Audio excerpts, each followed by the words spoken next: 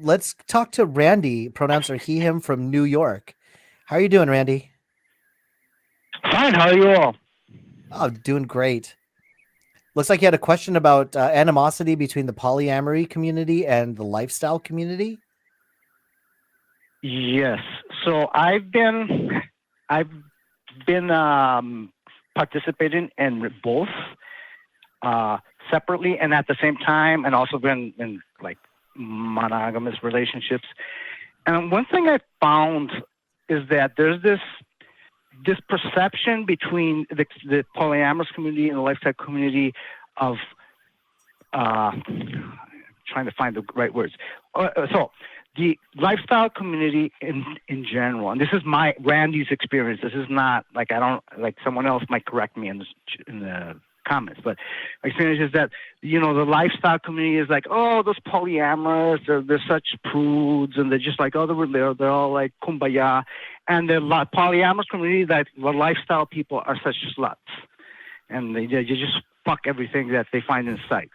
And it's like, wow, like this is I would like or expect that these two communities would support each other, even though their environment can be different, but can also have like similarities. And it's just like, wow, like these are communities that are based on communication and consent. And and this is one example, my experience. How can this be like in this? And I'm talking about my recent experiences as well. Like this is not like you guys were talking about boundaries, and I just think like, well, I guess we should respect everyone's choices as long as everyone is like like communicating and like having enthusiastic consent about the relationships, their sexual engagements, etc. So I just would like to have your takes if you have experienced the same thing, or if you disagree with me as far as experiences, or what are your thoughts about this? First of all, that sucks. That was your experience. You hate that. I haven't had that exact experience because I am a part of both of those communities. What I have experienced is by like negative bias or like I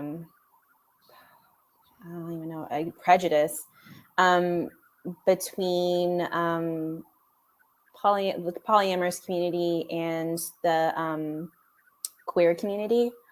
And you would think being in either of those communities, there would be more acceptance, and not always the case. A lot of hate that I've experienced being a pansexual woman has come from within the community of people that are also queer. So I've experienced that. I've experienced I'm having a good time with someone. This happened. I was at one of my favorite bars in Dallas. A woman was talking to me. We were having a good time, whatever. She figures out that I'm polyamorous, that I have male partners, and the like charm turned off, and she got really nasty with me. And like, I don't understand how you can do that. Put her hand in my face. It was very, very disrespectful. I've gotten that. Like there's been some of that between, the queer community that I'm a part of and polyamorous communities. Just ignorance, not wanting to understand. So I mean, I've experienced those between those two realms. Sorry, that was your experience though. Yeah, I think it kind of goes without saying, although I agree with you, Randy, you definitely like it seems like when you're a part of one of those communities that may be like marginalized, you would think that people would approach all those conversations with like empathy and understanding of what it was like to be marginalized. But I definitely, as with many years of being in the community, the queer community, and being an activist, and I'm not really plugged into the poly community, though I do consider myself poly. There's prejudice everywhere, right? There's no matter what community you look in, there's going to be bad actors, there's going to be hateful people, there's going to be people who are judgmental, and I think unfortunately that is maybe less of a poly versus lifestyle situation and more of a just the human condition kind of situation. You know what I mean?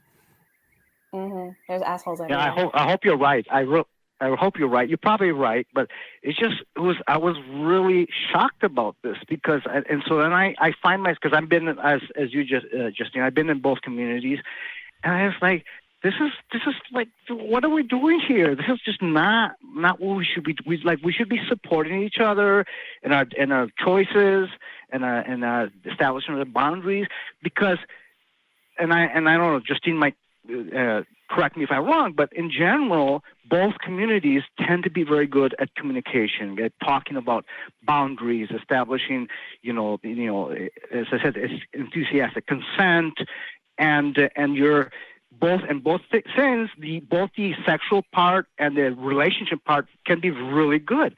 So I just was a little bit surprised when I got into this. But maybe I've just gotten unlucky and gotten to like a group of people that just have these prejudice against each other, because I just No, and I think part of it is like I think part of it is that they are answering a question about boundaries involving other people, but in very different ways and in ways that they can rationalize. And there's this tendency of feeling like my answer is the right answer, right? Like there's a kind of mirroring this. There's a tension between digital sex workers and in-person sex workers, where digital sex workers look at the in-person sex workers are like, how can you do anything that's that unsafe? And and it's like you're seeing them in person and they could just hurt you. And then the in-person sex workers will look at the digital ones and say, how can you just put your stuff on the internet like that? Anybody can see it. You have no control over what. So there are things that they don't understand about each other. They've answered it for themselves, but they don't have that sense of empathy of trying to understand how another person has come up to a reasonable, rational answer for them. And yeah, I hate to admit that they can get a little dogmatic about those beliefs instead of trying to be more empathetic and understanding. Definitely. I mean, I'm Yeah, sure that you all sounds right. here have. When have we gone a year going through Pride Month where people haven't objected to kink at Pride? People considering like people Yeah. just wearing some like kink gear as like participating in like a scene on a float, which is clearly not what's happening. It's every year this stuff happens. So I do think, not to repeat myself, I guess. Well, I am going to repeat myself. I do think this is just a human problem, unfortunately. But yeah, I'm definitely sorry that that's been your experience, and I hope that you're able to like kind of build your own community and like chosen family of people who maybe are a little bit more understanding and empathic towards like what you are going through and towards other people in the community broadly.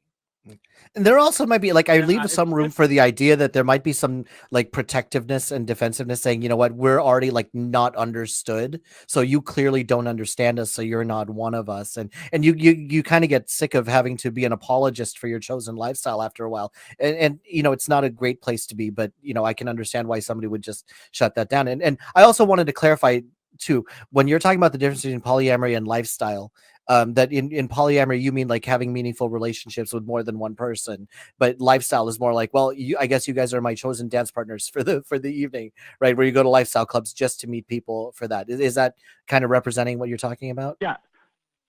Yeah, that's correct. Okay. However, even in the lifestyle, in the lifestyle, there's like you do develop friendships. Like even though it's the I guess the essence about sex and kinks and thumbs and you communicate about, but there like it's not like just get down to business. It's like there are relationships, and also in the polyamorous, like you could have a romantic or not a sexual relationship, and you could have very intense and gratifying sexual relationships. Like the way I see it is like a spectrum, and it should be nuanced. It should be like just black and white.